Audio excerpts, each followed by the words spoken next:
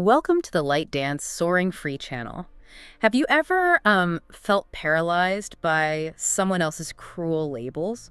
Or maybe felt like you were standing at the foot of a massive mountain and you were just completely unsure if you had the strength to climb? Oh man, yeah, that is a heavy feeling. Right. I want you to just sit with that for a second. Let that image kind of, hang in the air. Because if you are listening to this right now, chances are you face down a mountain of your own. And you know exactly how isolating it feels when the loudest voice in the room is the one telling you that you don't belong there. It's so isolating. Yeah. And it's one that can honestly completely derail your life if you don't know how to navigate it. Totally. The really tricky thing about those cruel labels is that, well, over time, they stop sounding like someone else's opinion. Yes. They start sounding like the absolute truth, like it's just a fact about who you are. Which is exactly what we're unpacking in today's deep dive. We have this incredibly moving first-hand account written by counseling psychologist Ding Shu-Ching. It's a fantastic piece. It really is. Our mission today is to explore this counselor's real-world case study of a young woman named Xiaoyun. We're going to track her journey through three distinct stages. Right, starting from the absolute rock bottom. Exactly. That crushing self-doubt after a really toxic heartbreak. Then we'll look at her powerful reinterpretation of her cultural identity.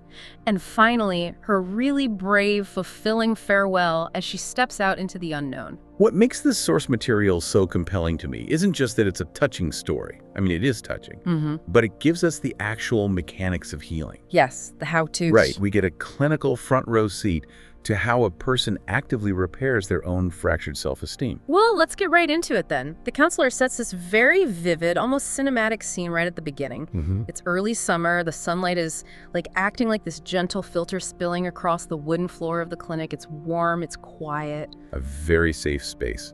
Yeah. And then Xiaoyun walks in. Her eyes are red, she's fighting to hold back tears, and she just utters these 5 incredibly heavy words. She says, "I am brokenhearted." Wow. In a clinical setting, those 5 words usually signal something much deeper than just missing an ex-partner. Oh, really? How so? Well, when someone is in that level of distress, they aren't just mourning a relationship. They are mourning the collapse of a future they had mapped out for themselves. That makes a lot of sense. Yeah, and very often, the breakup has completely shattered their sense of self-worth. They feel like they've lost their value. And looking at the source text, that shattering was highly intentional. Unfortunately, yes. Xiaoyun's ex-boyfriend wasn't just some guy. He was the son of a hospital director. And when they broke up, he didn't just quietly walk away. He went out of his way to actively attack her worth. He really went for the jugular. He did. He told her she was only pretty on the outside. He mocked her, quote, average education. He belittled her poor English. But here's the part that really got to me. He specifically targeted her identity. Right.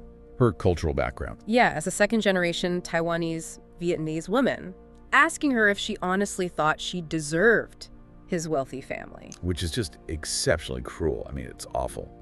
But psychologically speaking, it's also a highly targeted strike. What do you mean by that? Well, what her ex-boyfriend did was weaponize a vulnerability she had been carrying her entire life. For Xiaoyun, her cultural identity was already this massive source of internal tension. Right. It's what we in the field often refer to as the tug-of-war of cultural identity. Because her dad is Taiwanese and her mom is from Vietnam, right? So she's navigating these 2 very distinct worlds every single day. Exactly. Think about the cognitive load that puts on a kid growing up. You're constantly modulating your behavior. Oh, like code switching. Yes, exactly like that. At school, she's working twice as hard to act fully Taiwanese, adopting the language, the mannerisms, just so she doesn't stand out. She's desperately trying to fit in perfectly. Right, but then she goes home. Right, she walks through the front door of her home, and the environment completely shifts. She hears her mother speaking Vietnamese.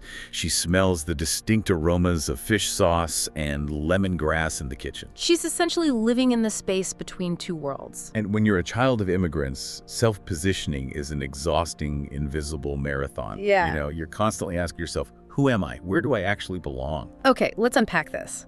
Because what happens next is where the psychological damage really takes root, right?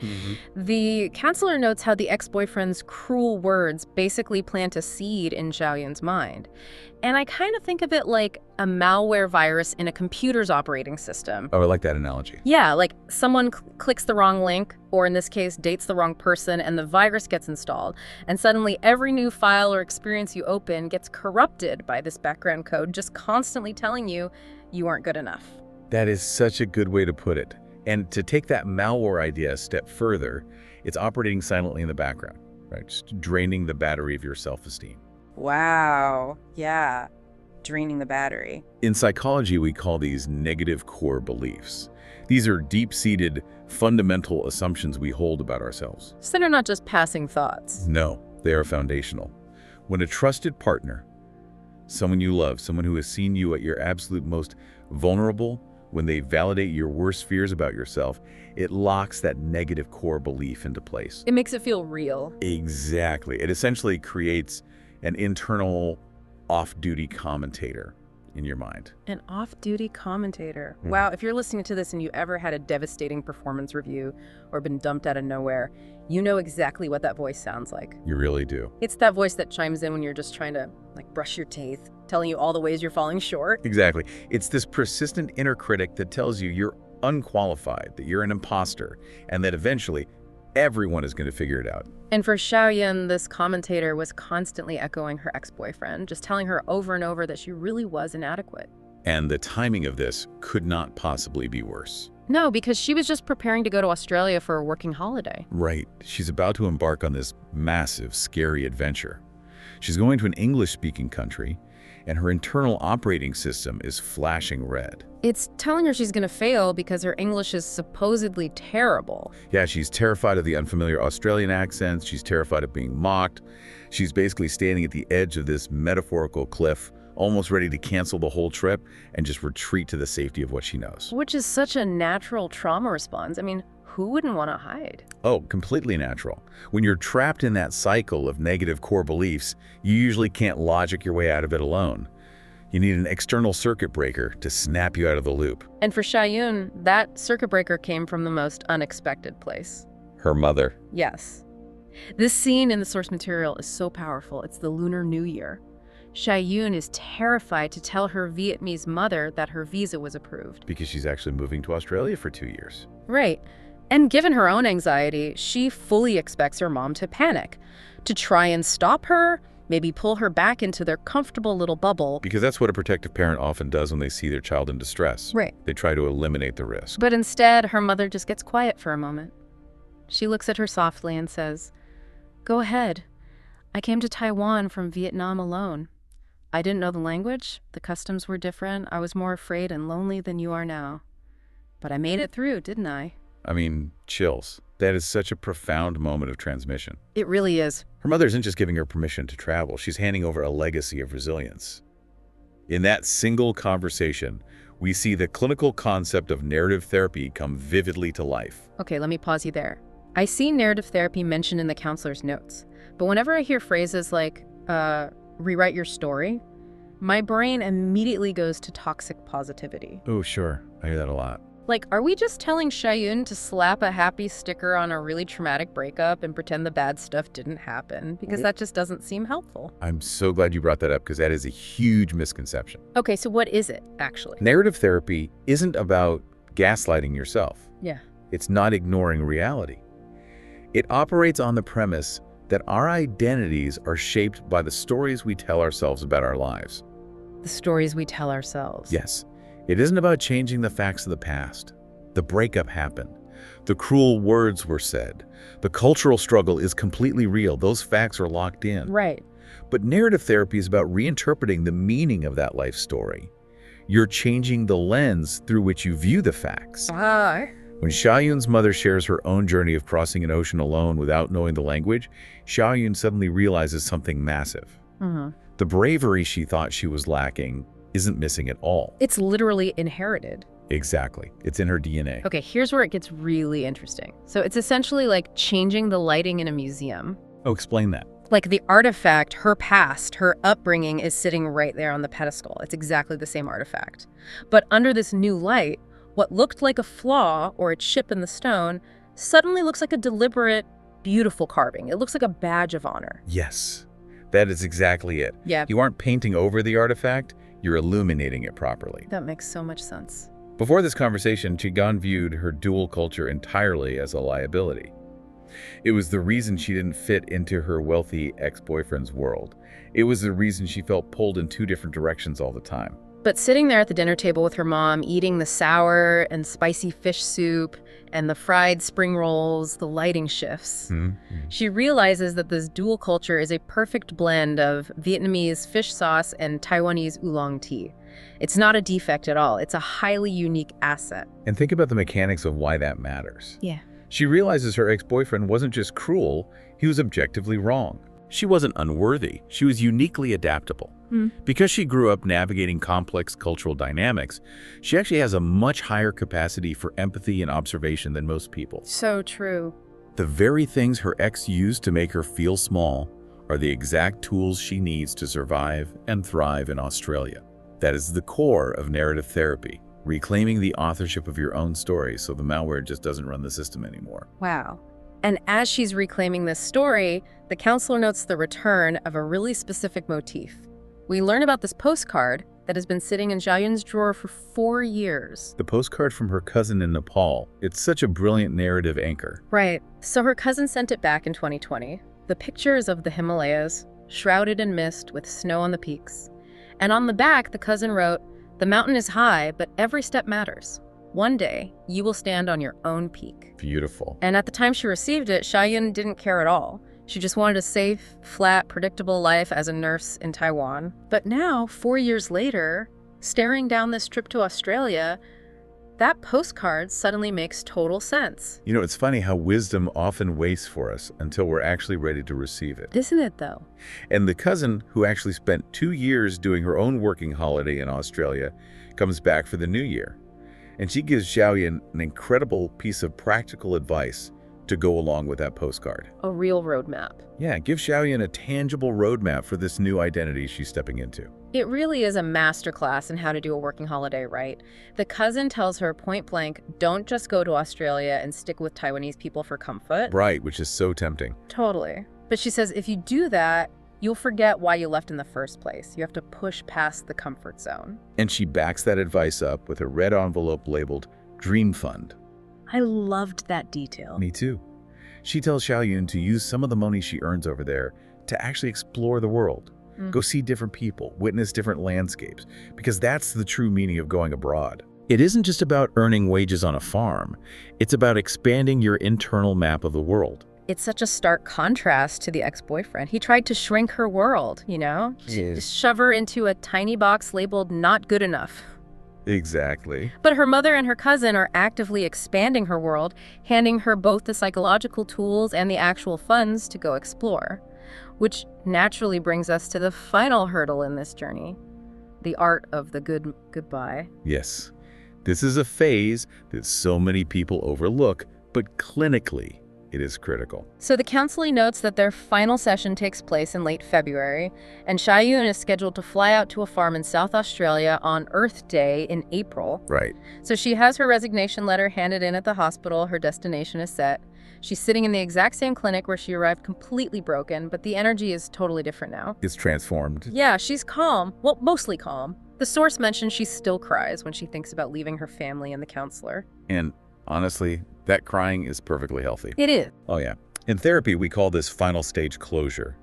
It is vital because how we end things on a biological and emotional level deeply impacts how we start the next chapter. That makes sense. Think about it. So often in life, endings are abrupt, painful, or unresolved, just like her toxic breakup.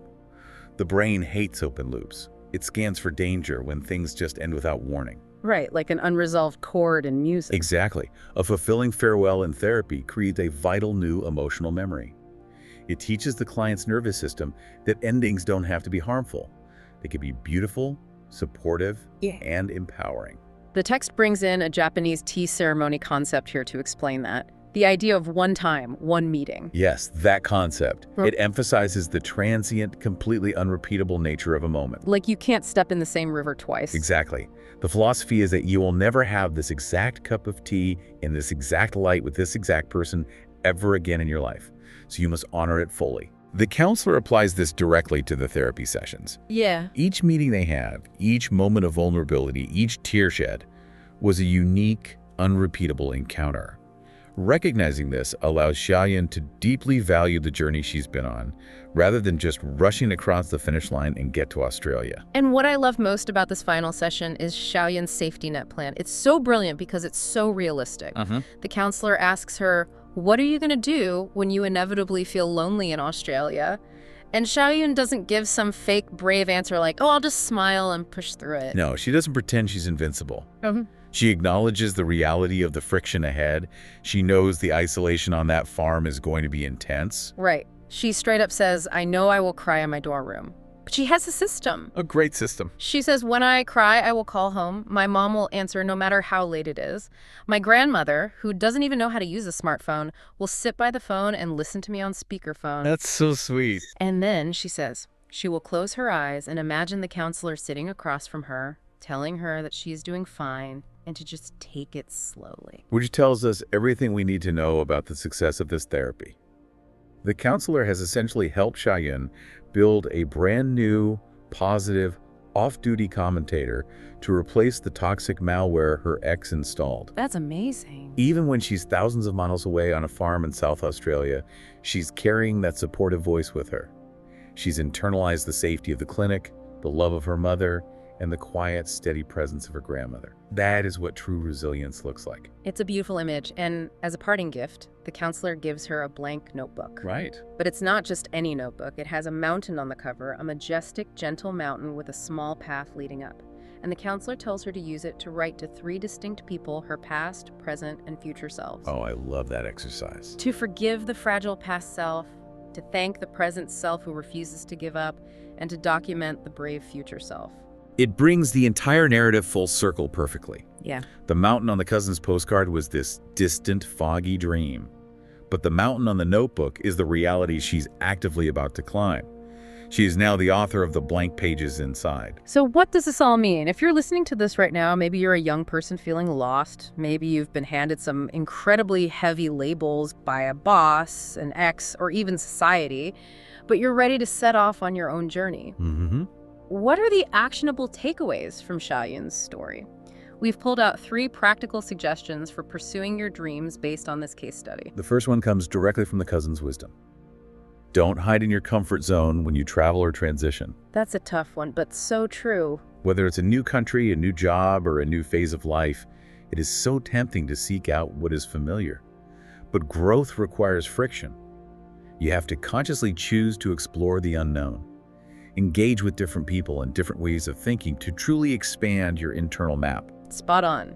Number 2, set aside a dream fund. Don't just work to survive or hoard your resources purely out of fear. Earmark a specific portion of your time, your energy, and your money, specifically for experiencing the world.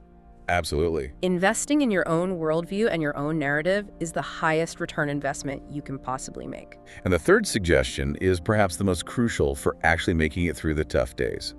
Accept that fear and crying are part of the journey. Yes. They aren't proof of failure. Don't expect the climb to be painless. Instead, do exactly what you have. Xiaoyun did have a plan for who you will call when the tears come. Build your safety net before you make the jump. Build your safety net before you jump. I love that. You don't have to be fearless to climb the mountain. You just have to know who's holding your rope. That's a great way to put it. I want to leave you with a final thought to mull over as you go about your day. Oh, please do. Think about the labels you've been carrying around. The things people have told you are your biggest flaws. What if the very trait society or a toxic ex-partner told you was your greatest weakness is actually the exact pair of climbing boots you need to conquer your personal mountain? Wow. Something to definitely think about. Thank you for exploring this with us. It was my pleasure. Welcome to Follow the Light Dance Soaring Free channel. Share, subscribe, and turn on the little bell. See you next time. Welcome to Follow the Light Dance Soaring Free channel. Share, subscribe, and turn on the little bell. See you next time.